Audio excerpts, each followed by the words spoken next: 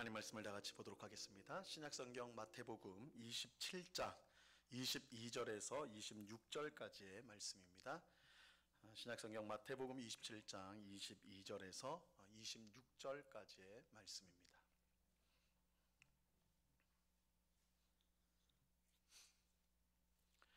마태복음 27장 22절에서 26절까지의 말씀을 우리가 하나님의 말씀을 한 목소리로 다 같이 읽도록 하겠습니다. 같이 읽습니다. 시작. 빌라도가 이르되 그러면 그리스도라 하는 예수를 내가 어떻게 하랴? 그들이 다 이르되 십자가에 못 박혀야 하겠나이다. 빌라도가 이르되 어찌미냐? 무슨 악한 일을 하였느냐? 그들이 더욱 소리질러 이르되 십자가에 못 박혀야 하겠나이다 하는지라. 빌라도가 아무 성과도 없이 도리어 밀란이 나려는 것을 보고 물을 가져다가 무리 앞에서 손을 씻으며 이르되 이 사람의 피에 대하여 나는 무죄하니 너희가 당하라. 백성이 다 대답하여 이르되 그 피를 우리와 우리 자손에게 돌릴지어다 하거늘. 이에 바라바는 그들에게 놓아주고 예수는 책짓질하고 십자가에 못 박히게 넘겨주니라. 아멘. 이 시간에는 우리 박두빈 전사님 나오셔서 고난받으신 예수님이라는 제목으로 하나님의 말씀을 전하도록 하겠습니다.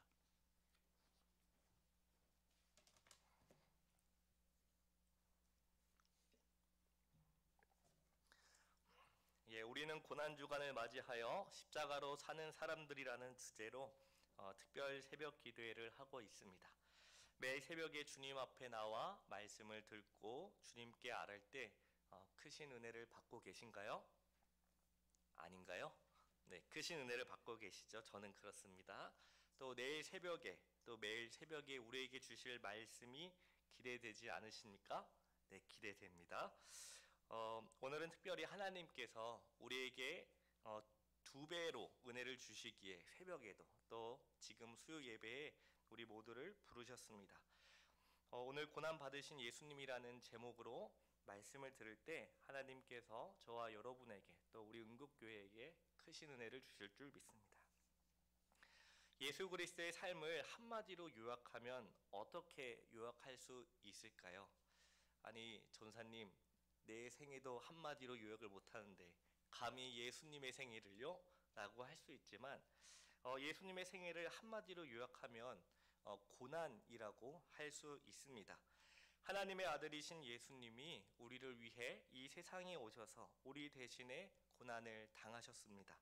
그런데 예수님이 받으신 고난을 생각할 때 우리는 예수님이 받으신 고난은 이 전체적인 성격을 가지고 있다는 것을 생각을 해야 합니다. 먼저 시간적으로 예수님은 전체적인 고난을 당하셨습니다. 예수님은 고난 주간에, 그러니까 월요일부터 금요일까지 이 한 주 동안만 고난을 당하신 것이 아니라 그분의 생애 전체에 걸려서 고난을 받으셨습니다. 그분의 생애 전체가 한마디로 고난의 생애였다고 할 수 있죠. 그래서 이 세상에 가장 슬픈 사람을 굳이 찾는다면 예수님이라고 말할 수도 있습니다. 왜냐하면 하나님의 아들이신 예수님이 인간으로 이 세상에 오셨다는 것부터가 고난의 시작이기 때문입니다. 독생자의 영광을 감추시고 이 세상에 오시는 것 자체가 벌써 우리를 위해 자신을 내어주시며 자신을 우리에게 맞추시는 일이기 때문입니다. 더구나 예수님이 태어나실 때를 보면 어떠한가요? 영광보다는 이 비천함에 더 가깝습니다. 또한 예수님은 참된 인간으로 고난을 당하셨습니다. 어떠한 고난입니까? 예수님을 이해해 주는 사람이 아무도 없었다는 것이죠. 예수님이 누구신지 바로 이해한 사람은 적었습니다. 예수님의 가르침과 그의 행위를 이해한 사람도 적었습니다. 심지어 예수님의 가족들과 친척들도 예수님을 오해했고 더구나 예수님을 따르는 제자들조차도 예수님이 하시는 말씀을 제대로 이해하지 못했습니다.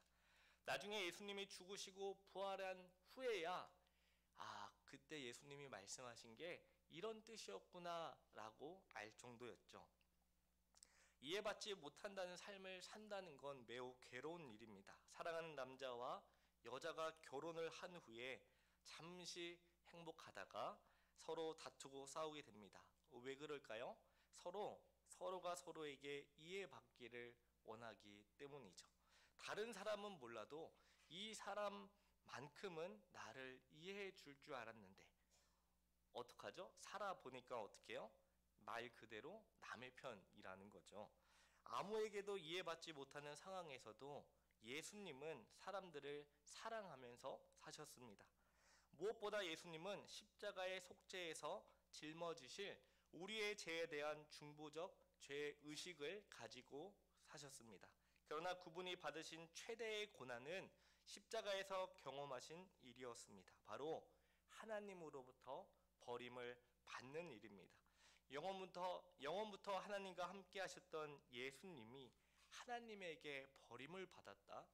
이것은 감히 말로 표현할 수 없는 고난이었습니다. 이러한 예수님의 고난을 생각하면 우리는 왜 예수님이 십자가 고난 앞에서 심히 놀라시고 슬퍼하시며 가능하면 그 고난의 잔이 내게서 지나가기를 원하셨는지 알 수 있습니다. 그런가 하면 예수님의 고난은 큰 값을 지불하는 고난이었습니다. 예수님의 십자가 죽음은 하나님의 모든 진노가 부어지는 그런 죽음이었는데 예수님은 자신의 죄 때문이 아니라 그분이 대신하는 우리의 죄 때문에 친히 고난의 잔을 마셔야 했습니다. 또한 이때 예수님은 우리의 자리에서 버림을 당하셨죠. 그렇다면 예수님은 왜 이렇게 고난의 삶을 사셨을까요? 예수님이 이렇게 고난의 삶을 사신 이유는 바로 우리를 사랑하셨기 때문입니다. 만약에 예수님이 우리를 사랑하지 않으셨다면 예수님은 이 세상에 오시지 않았을 것입니다. 하지만 예수님은 우리를 사랑하시고 낮아지시되 종의 형상을 취하셔서 십자가에 죽기까지 순종하셨습니다. 예수 그리스도께서 우리를 위해 고난 받으신 것을 사도 바울은 다음과 같이 말하는데요. 우리 다 같이 고린도후서 8장 9절 말씀을 읽겠습니다. 시작. 우리 주 예수 그리스도의 은혜를 너희가 알거니와 부유하신 이로써 너희를 위하여 가난하게 되심은 그의 가난함으로 말미암아 너희를 부유하게 하려 하심이라. 아멘. 사도 바울은 우리를 위해서 그리스도께서 낮아지셔서 고난 당하신 것을 가난하게 되셨다라고 말씀합니다. 우리를 부유하게 하기 위하여 그리스도께서 가난해지신 것입니다. 우리를 사랑하셔서 우리를 구원하시고 우리에게 풍성한 삶을 주시려고 예수님이 가난해지신 것이죠. 이와 같이 예수님의 삶은 고난이었습니다. 예수님은 참된 인간으로 고난을 당하시고 큰 값을 지불하는 고난을 당하시며 고난 받으신 이유는 바로 우리를 사랑하셨기 때문입니다. 이러한 사실을 생각하면서 오늘 말씀을 살펴보도록 하겠습니다. 마태복음 27장 1절 말씀을 우리 다 같이 읽겠습니다. 시작. 새벽에 모든 대제사장과 백성의 장로들이 예수를 죽이려고 함께 의논하고 결박하여 끌고 가서 총독 빌라도에게 넘겨주니라. 아멘. 예수님이 십자가에서 죽으신 일은 당시 유대의 종교 지도자들과 로마에서 파견된 본디오 빌라도에 의해서 시작되었습니다. 당시 유대의 종교적 지도자들이 그들의 종교적, 정치적 입지에 저해가 된다고 판단해 예수님을 가만히 내버려 두면 안 되겠다고 마음을 먹은 것이죠. 그래서 그들은 회의를 열었고요. 예수님을 죽이기로 결정했습니다. 이 일을 성공하기 위해 예수님을 결박하여 당시 유대의 총독이었던 본디오 빌라도에게 넘겨주면서 예수님을 처형해 달라고 요구했습니다. 그 처형 방식에 대해 빌라도가 묻자 유대 군종들, 무리들을 선동하여 모두가 한 목소리로 십자가에 못 박게 하소서라고 외치도록 했습니다.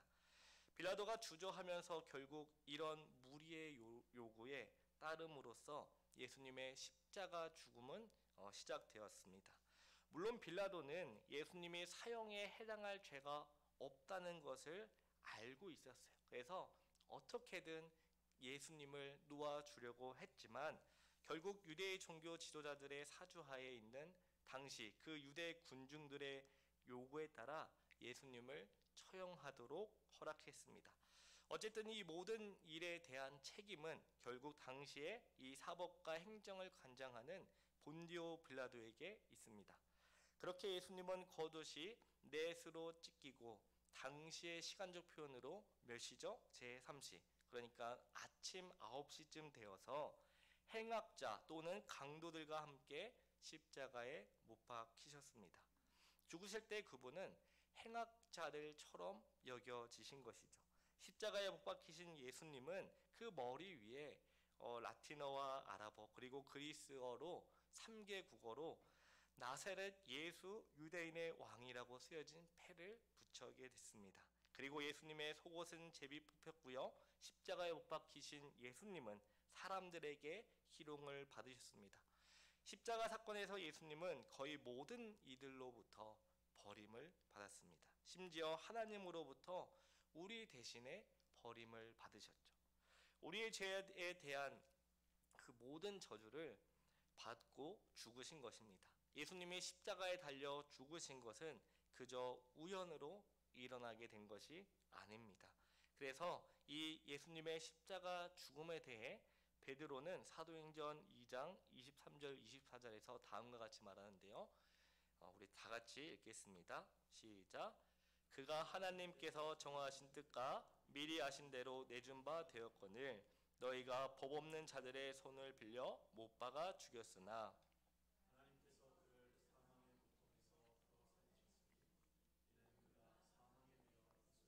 없습니다. 사도 베드로는 예수님의 십자가 죽음이 우연히 일어난 것이 아니요 하나님께서 모든 것을 이끌어 갔다고 말하고 있습니다. 자, 그렇다면 예수님께서 죽으신 이유는 무엇일까요? 예수님은 본래 하나님의 아들이시고 인성을 취하신 후에도 죄가 없으셨습니다. 이것은 예수님이 죽으셔야 할 이유가 전혀 없었다는 말입니다. 그런데도 예수님이 죽으셨다는 것은 자신 때문에 죽으신 것이 아님을 보여줍니다. 그러면 예수님이 진짜로 죽으신 이유는 무엇일까요? 마태복음 20장 28절을 제가 읽겠습니다. 인자가 온 것은 섬김을 받으려 함이 아니라 도리어 섬기려 하고 자기 목숨을 많은 사람의 대속물로 주려 함이니라. 예수님은 자기 목숨을 많은 사람의 대속물로 주신다고 말씀하셨습니다. 즉 예수님의 죽음이 우리를 위한 죽음이라고 말씀합니다. 이처럼 하나님의 공의와 진리는 우리의 죄에 대해 형벌을 함으로써 하나님의 공의가 만족될 것을 요구하고 있습니다. 그런데 문제는 무엇이죠? 우리들은 스스로 이 형벌을 담당할 수 없다는 것이죠. 또한 우리를 위해 우리를 대신해서 이 형벌을 담당할 수 있는 사람도 아무도 없습니다. 오직 하나님의 아들이신 예수님만이 이런 하나님의 공의를 만족시킬 수 있어서 그분의 인간의 인성을 취하셔서 우리 대신에 죽으신 것입니다. 우리를 대신하여 우리의 자리에서 담당하신 예수님의 십자가는 우리가 하나님께로 나아갈 수 있는 그 길을 열어주신 것입니다. 그런데 하나님의 아들이신 예수님이 죽으셨을 때 특별히 십자가에서 죽으신 이유는 무엇일까요? 그 많은 그 처형 방식 가운데 왜 하필 십자가였냐 이 말입니다. 신명기 21장 23절 우리 다 같이 읽겠습니다. 신명기 21장 23절입니다. 시작. 그 시체를 나무 위에 밤새도록 두지 말고 그날에 장사하여 내 하나님 여호와께서 내게 기업으로 주시는 땅을 더럽히지 말라. 나무에 달린 자는 하나님께 저주를 받았음이니라. 이 신명기 21장 23절 말씀은 구약시대의 하나님의 백성들로 하여금 그들의 연대적 책임의식을 강조하는 말씀이었습니다. 그러니까 한 사람이라도 하나님의 백성답지 못한 죄를 범하게 된다면 그를 돌로 쳐 죽인 후에 나무에 달아 놓아서 온 백성으로 하여금 그가 하나님에게 저주를 받았다는 사실을 알리는 것입니다. 또한 그들도 그 나무에 달려서 그가 하나님의 저주를 받았다는 그 사실을 본 사람들도 그처럼 동일한 죄를 범하지 못하도록 경계한 것이죠. 그러나 나무에 밤새도록 두지는 말고 당일에 장사하여 상징적으로 그 땅의 거룩함을 드러내라고 말씀하셨습니다. 이것은 결국 하나님의 백성이 하나님의 백성답게 살아가기 위한 권면이었습니다. 하나님의 백성이 하나님의 법을 어긴 것은 매우 큰 죄였는데 그것이 아주 심각할 때 정말 돌이킬 수 없는 죄를 지었을 때 그를 죽여 나무에 매달게 하여 그 수치됨을 이스라엘 백성들에게 알리고 그 저주와 형벌이 그로 인해 그 죄로 인해 이 땅에 왔음을 드러냈습니다. 그렇게 나무에 드러내고 그것이 다시는 일어나지 않도록 하게 하려고 한 것입니다. 그래서 사실 나무에 단 것은 그 자체가 저주라기보다는 그 하나님의 법을 어긴 것이 이 땅에 저주와 형벌을 가져오게 하는 것임을 드러내는 것이었습니다. 이런 의미에서 나무에 달린 자는 하나님으로부터 저주를 받은 자라 불리는 겁니다. 모든 유대인들에게 있어서 십자가는 저주를 의미했습니다. 그러므로 그들이 예수님을 십자가에 못 박게 하소서, 십자가에 못 박게 하소서라고 외치는 것은 예수 그가 저주를 받아 마땅할 존재라고 여기는 그 생각이 깔려 있는 것이죠. 이처럼 그들에게 있어서 나무로 된 십자가는 하나님의 저주의 상징이었습니다. 예수님이 십자가에 달려 죽으심은 예수님의 제자들에게도 큰 문제로 다가왔어요. 제자들은 자기의 모든 것을 다 버리고 예수님을 따라갔습니다. 심지어 그의 부모들도 버렸죠. 자기가 그동안 해왔던 모든 것도 다 버리고 예수님을 따라갔어요. 그런데 예수님이 죽으시면 과연 이들에겐 얼마나 당황스럽겠지 않습니까? 이 제자들은 어떻게 하나님의 아들이신 예수님이 나무에 달려 하나님의 저주를 받을 수 있단 말인가? 라고 생각했습니다. 이러한 제자들의 생각은 예수님의 고난과 죽음을 제대로 이해하지 못하게 했죠. 이런 문제의식은 예수님이 실제로 십자가에 죽으시는 모습을 더 심각해졌습니다. 십자가 이후 부활하신 예수님을 만날 때까지 제자들은 예수님의 죽음에 대해 의문을 가지고 있었습니다. 이런 질문을 가진 제자들에게 찾아오신 예수님은 누가복음 24장에 이렇게 말하는데 그리스도가 이런 고난을 받고 자기 영광에 들어가야 할 것이 아니냐. 이외에 예수님은 말씀을 통해 예수님께서 십자가에 죽으신 그 이유를 그 제자들에게 알려주셨습니다. 예수님의 부활 이후 예수님과 그분의 교회를 핍박하다가 부활하신 주님을 만나자 이제 제자들의 생각이 어떻게 돼요? 바뀌는 거예요. 이제 예수님이 죽을 때는 이제 끝났다. 아무것도 없다 하고 제자들은 자연스럽게 원래 있던 그대로 돌아갔지만 부활하신 예수님을 만나자 제자들의 그 생각이 완전히 바뀌게 된 것입니다. 부활하신 주님에 대해 그의 예수님에 대해 사도 바울은 예수 그리스도의 십자가의 죽음에 대해 다음과 같이 말하는데요. 갈라디아서 3장 13절을 우리 다 같이 읽겠습니다. 시작. 그리스도께서 우리를 위하여 저주를 받은 바 되사 율법의 저주에서 우리를 속량하셨으니 기록된 바 나무에 달린 자마다 저주 아래에 있는 자라 하였음이라. 아멘.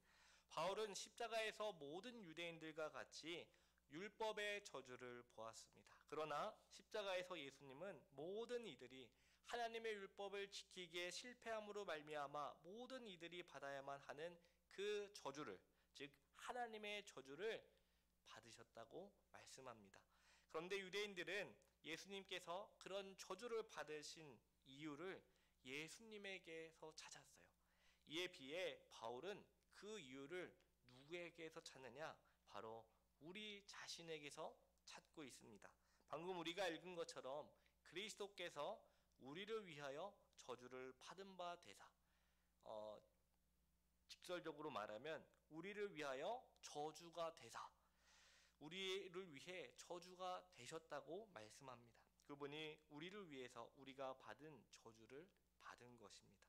또한 그 저주는 우리가 받아 마땅한 율법의 저주였다라고 말씀하면서 예수님은 율법의 저주로부터 우리를 자유케 하기 위해 자신이 친히 그 저주의 죽음을 당하시려고 십자가에 못 박혔다고 말씀합니다. 고린도후서 5장 21절을 제가 읽겠습니다. 하나님이 죄를 알지도 못하신 이를 우리를 대신하여 죄로 삼으신 것은 우리로 하여금 그 안에서 하나님의 의가 되게 하려 하심이라. 예수 그리스도께서 우리를 위해 죄가 되셨습니다. 그 결과로 저주의 십자가가 이제는 우리를 저주로부터 해방하는 의의 도구가 되었습니다. 유대인들은 십자가에서 하나님의 저주를 보았지만 그들은 그것을 자신들과는 상관이 없고 오히려 피해야 할 저주로 보았습니다. 하지만 그리스도인들은 그것을 자신들이 마땅히 감당해야만 하는, 하지만 실제로는 감당할 수 없는 그 저주를 예수님이 대신 짊어주신 것으로 본 것입니다. 유대인들은 예수님이 십자가에서 하나님의 저주를 받고 죽으신 것이, 그러므로 그 예수님이 참된 메시아가 될 수 없다는 증거로 봤습니다. 하지만 바울은 바로 그 십자가가 우리를 구원하는 하나님의 구원의 방도라고 말씀합니다. 바울은 이렇게 유대인들의 견해를 처음부터 반박했습니다. 그리고 바울을 따르는 그리스도인들은 예수님의 십자가의 죽음에서 자신들이 하나님께 받아야 할 마땅한 저주가 예수님에 의해, 예수님으로 인해 해결되었다는 확신을 갖게 되었습니다. 십자가의 저주가 우리를 살리는 것이라고 믿기에 그들은 십자가를 사랑하고요, 십자가를 자랑했습니다. 예수 그리스도께서 십자가에 못 박히셔서 우리의 죄에 대한 형벌과 저주를 당하셨습니다. 이것을 다르게 말하면 십자가에서 우리의 옛사람이 죽었다라고 말했습니다. 십자가에서 무엇이 죽었다고요? 우리의 옛사람이 죽었습니다. 옛사람이란 하나님과 그리스도와 관계없이 살던 그 존재 전체를 가리킵니다. 저는 예수님을 믿기 전에 제가 하나님과 아무런 상관이 없다는 그 사실조차도 몰랐습니다. 하지만 예수님을 믿고 난 후에는 무엇을 깨달아요? 하나님이 살아계시구나. 하나님 앞에서 내가 피할 수 없는 죄인이구나. 하나님과 아무런 상관이 없는 삶을 살았구나라는 걸 철저하게 깨달을 수밖에 없죠.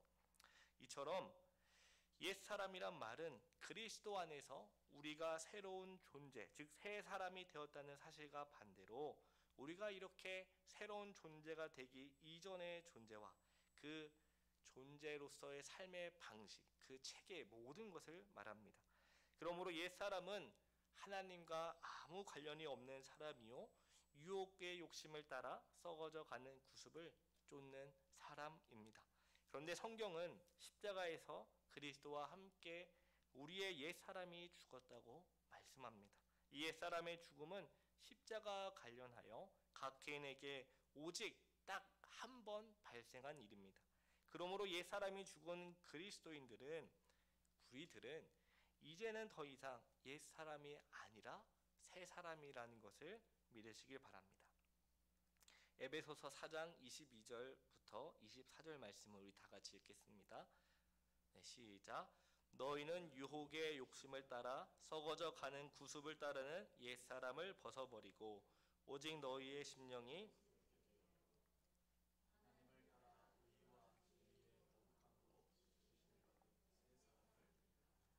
아멘.